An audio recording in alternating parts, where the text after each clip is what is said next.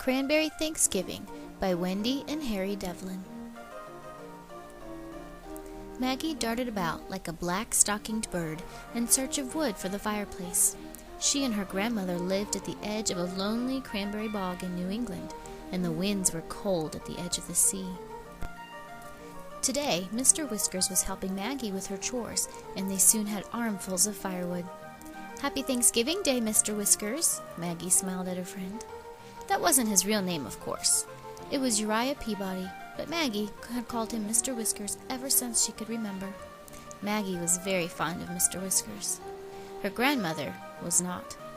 "Too many whiskers and not enough soap," she often said to Maggie. "Mr. Whiskers, indeed," sniffed Grandmother, peeking from her kitchen window. She pulled the curtains tight again. Whenever Grandmother baked her cranberry bread, she pulled her curtains tight. The reason for this was that her cranberry bread was the most famous for miles around. It was so famous that bakers all over the countryside had offered great sums of money for the recipe. Although Grandmother scoffed at the whole idea, still she felt it was something wonderful to leave Maggie. She carefully hid the recipe behind a brick in the fireplace. "Oh, a lot of people would like to get that recipe," she fumed to herself, "especially Maggie's clam-digging friend, Mr. Whiskers." Strange how he always showed up when she took down the great yellow bowl and all the good things that went into it. "Scat! Shoo!" she would call out the window every time he came too close to the house. But forget all that today. It was Thanksgiving, her favorite day of the year. The cranberries had been picked, boxed, and sent to the market. The dried corn had been soaked and the corn pudding made. The turkey was roasting in the old iron oven. Turnips, tiny green peas, and a pumpkin pie were ready. The cranberry bread was cooling on the wooden board. The real work was done and the feast was almost ready.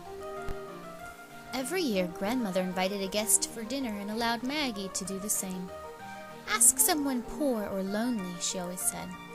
It never mattered to Maggie or her grandmother that the red carpet was worn and mended, or that the silver spoons didn't match. Friendship and sharing were important, but everyone knew that.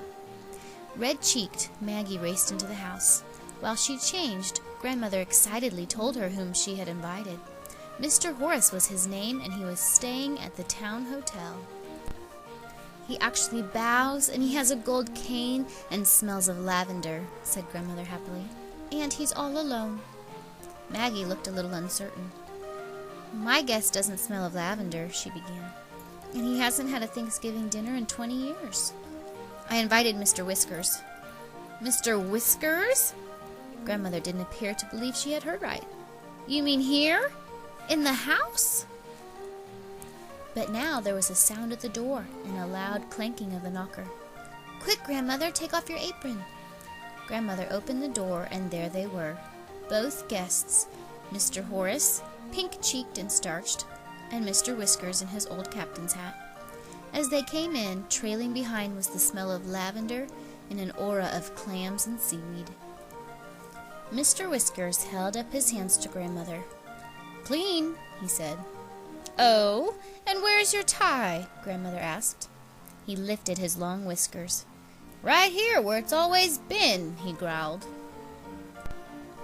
Maggie thought she saw a smile behind the whiskers. Said Grandmother, and taking Mr. Horace's arm, she led them into the dining room.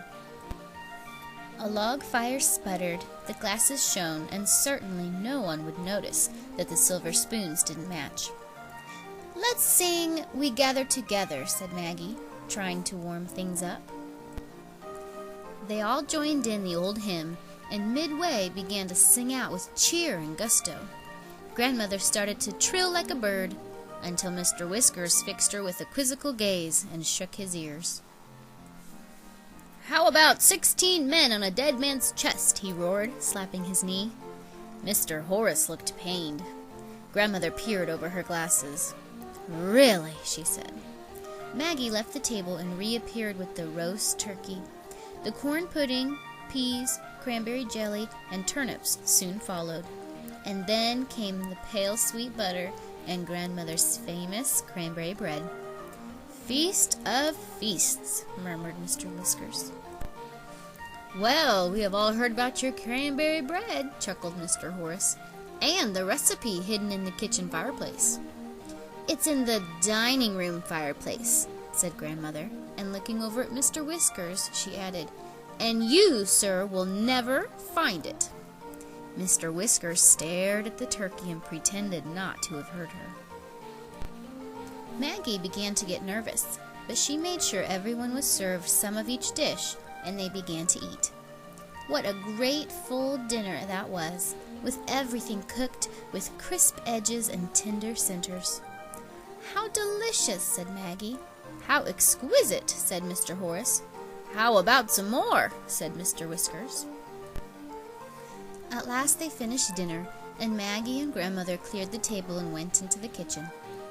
"Watch that Whiskers fellow," Grandmother whispered to Maggie. Maggie opened the kitchen door just a small bit and peeked into the dining room. Her eyes widened. "Grandmother, he's found it!" Crash, clumpity! There was a sound of wild scuffling, loud shouts, and falling chairs. Two figures pushed to the front door. For a moment they wrestled at the doorway and then seemed to burst into the purple dusk. One chased the other into the cranberry bog. "The nerve of him, stealing our recipe!" said Grandmother with fire in her eye. Maggie knew whom she'd meant. "It wasn't Mr. Whiskers," she said. "It was Mr. Horace." "Mr. Horace?" Grandmother looked shocked. "But why?" "Because he owns a bakery in the city." "And Mr. Whiskers knew this?" Grandmother asked. "Yes," said Maggie.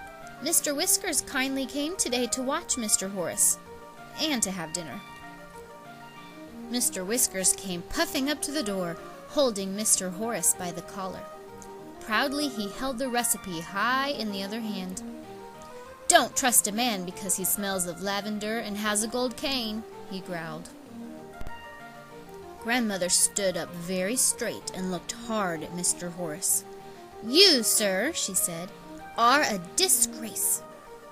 "He's worse than that," said Mr. Whiskers. "He's a recipe robber," said Maggie. All the starch seemed to leave Mr. Horace. "No pumpkin pie for you, sir," said Grandmother, handing him his cane. Mr. Horace began to sniffle. They left Mr. Horace on the doorstep. Grandmother closed the door firmly, and this time she took Mr. Whiskers' arm into the dining room. Maggie thought she could see Mr. Whiskers smile. They sat by the warm embers of the fire and ate pumpkin pie with whipped cream. "How delicious," said Maggie. "How delightful," said Grandmother. "How about another piece?" said Mr. Whiskers. The wind blew and rattled the shutters, and outside the door came a loud wail from Mr. Horace. "Goodness, is he still there?" said Maggie. "Shall we let him in? It is Thanksgiving," said Grandmother. "It's especially Thanksgiving on a cranberry farm," Maggie replied encouragingly. They looked at Mr. Whiskers.